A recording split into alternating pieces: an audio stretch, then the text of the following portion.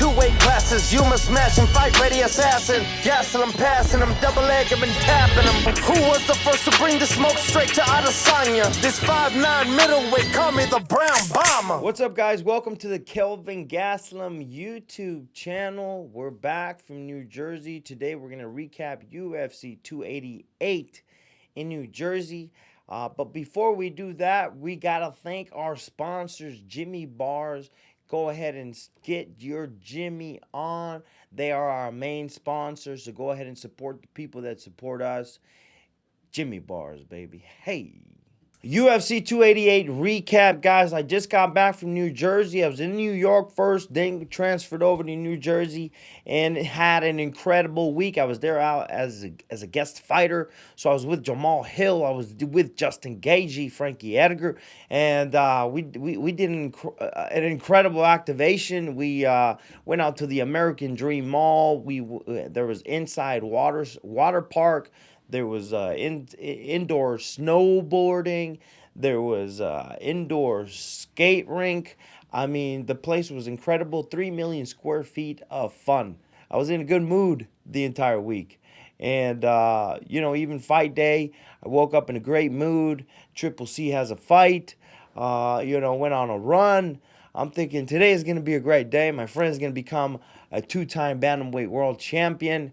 And life is good at the moment, and, let's talk about it. Let's talk about the fight. In my opinion, Henry won. I think he had 3 rounds to 2. It was tied going into the 5th. I had it 2-2 going into the 5th. And I wrote some notes down. And we can go round by round. In the round 1, the champion came in strong and moving forward with very strong and combinations, landing kicks, with Henry looking unable to respond. He looked a little confused, and he looked like he was having a hard time adjusting, in the fight. Aljo came in strong, throwing bombs. Then Henry was able to showcase a little bit of that elite skill in the middle of the round. He got a takedown. Aljo was able to get right back up to his feet and finish that round strong. So right away, I'm thinking Aljo won that first round, right? So now we go into round 2. Henry came out strong, knew he needed to adjust, and landing leg kicks, showing good movements, feints, as well as mixing his boxing and kicks. And Cejudo landed huge leg kicks as well as continued to move forward with movement, combinations. Aljo threw and landed a lot of good kicks when Henry wasn't moving forward with his own combinations.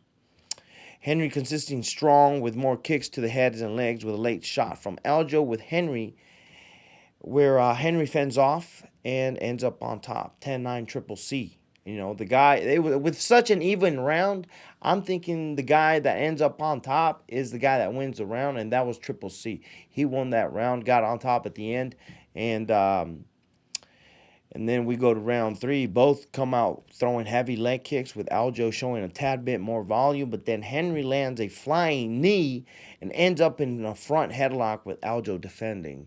Henry lets him get back up, and both exchange boxing, kicks, wrestling, trying to find each other's chink in the armor, I guess you could say.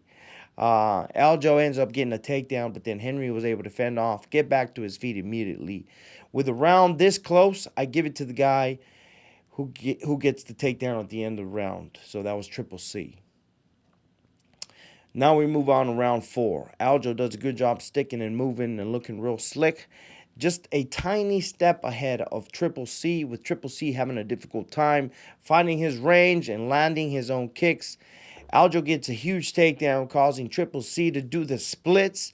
I'm sure we all remember that part.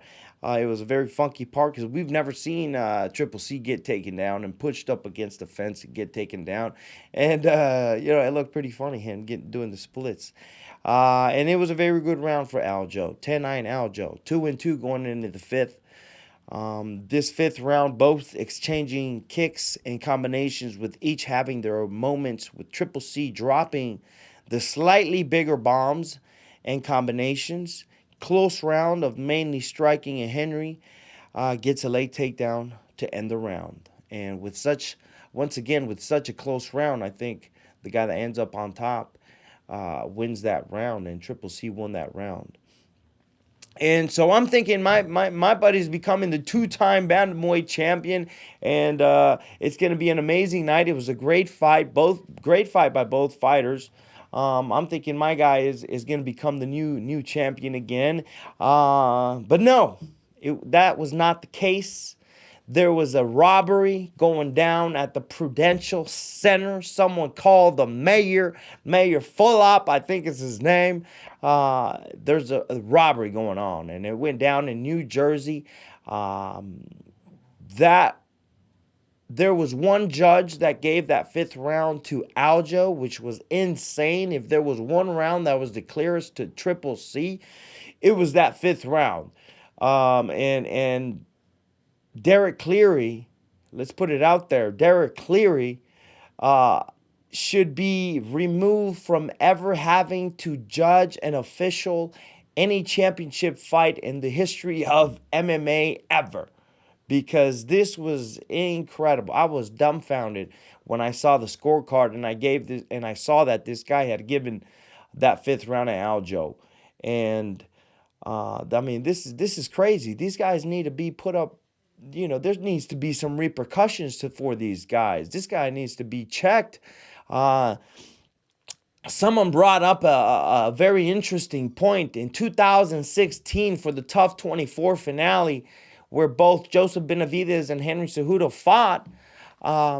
This is the same judge that gave the fight for Benavidez, another fight that I thought Henry won. Of course, I am biased, but at the same time, I mean, I've been fighting in this organization for 10 years. I think I know what I'm talking about when it comes to fights.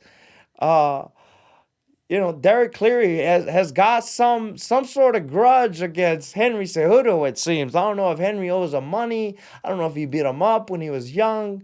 But there's something going on there. That guy needs to be checked and interrogated for I don't know for what, but that guy needs to be checked. But anyways, that was my recap. I hope you guys like it. That was my recap for the week. We all went home pretty sad. We all thought Henry won that fight, and we're all disappointed because it was cool watching Henry from afar these last few months.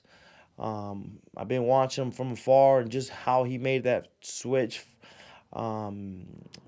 mentally and physically. It was incredible to watch, and and watching him in defeat and watching him how much it hurt and how much it lit a fire under him. I know that he is hurting. He's angry and wants to get that back. He was asking for a title shot rematch. So it only motivates me as well. That's only rubbing off on me. So it's very cool to see firsthand. So as his friend, man, I'm proud to know him. I'm proud to be around him, and I can't wait for the next one, man. So what's next for Triple C? Let's talk about it. I know there was several things he wanted to do. He wanted to fight Sean O'Malley, then I believe Merab, and then move up and fight Volk, which was an awesome, incredible hit list.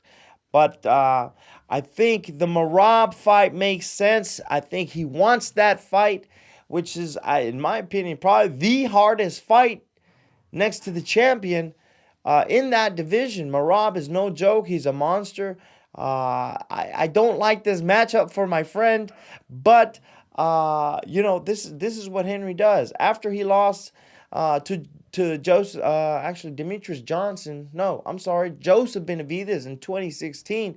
He went on his run. That's when he went on his title run. And so I'm thinking if he's feeling the same way that he did back in 2016 when he lost against Joseph Benavidez, and he has that same gut feeling, I'm thinking he's gonna replicate that run, man. He's gonna do some incredible things coming up. So let's pay attention and stay tuned to Triple C. You guys, thank you for watching. Go ahead and hit that subscribe button. It helps the channel a ton. Also, thank you to Jimmy Bars. Get your Jimmy on, available in any Walmart location across the U.S. Go ahead and get your Jimmy on. Also, visit kelvingastelum.com if you want some KG shirt, some KG merch. Go ahead and hit that subscribe button, and we will see you on the next one. Hey.